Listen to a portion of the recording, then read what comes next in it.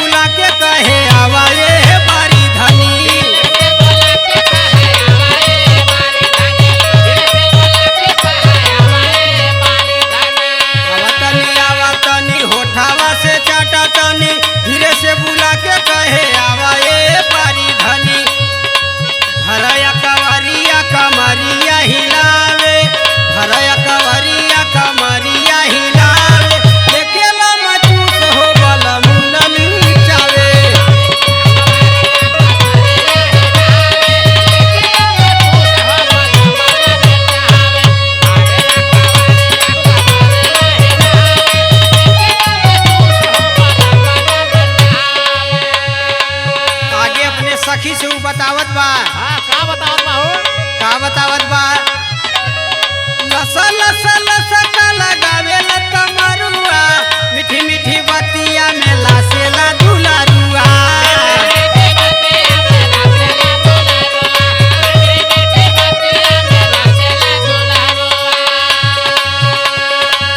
लसा लसा लसा का लगावे ला कमरुआ, मीठी मीठी बतिया में लासेला दुलारुआ।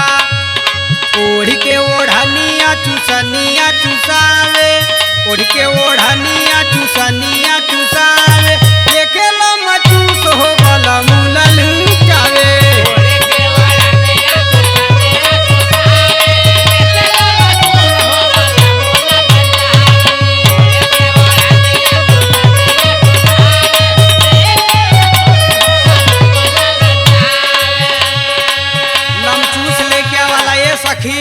जब लमचूस लेके आई सावेला ओढ़नी ओढ़ के तो होला का टप टप छुए पानी होठावा से लाल बानी, हमरा बुझाता आज करी खूब मना मानी।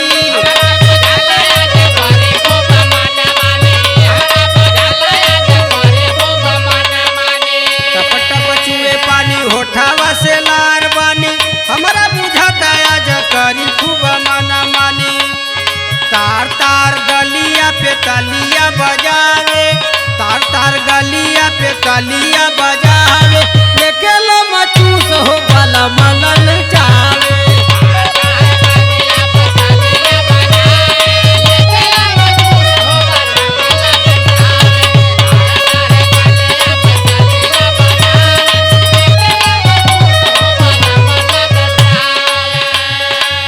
इतना ना सखी आगे का कराला करे बर जोरी थोड़ी थोड़ी मुस्काई के, रामू शेखर हटी जाले शरमाई के।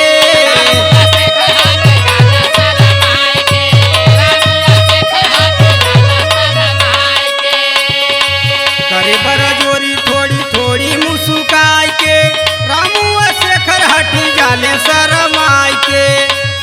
फेकुलाल बारी बारी हमके बुलावे, फेकुलाल बारी बारी हमके बुलावे, देखेला मचूस हो वाला मुलल जावे।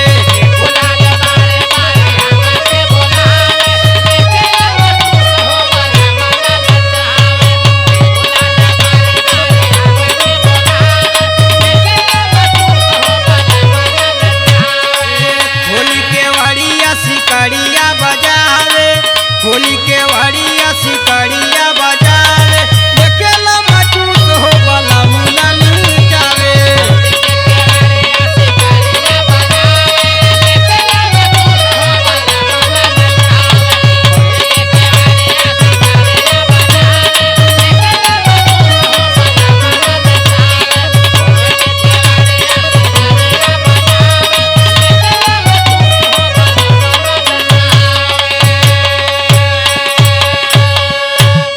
रोज रोज सखी लमचूस लेके आवाला रोज जवन हो देखावाला समझा दा बढ़िया से ओके।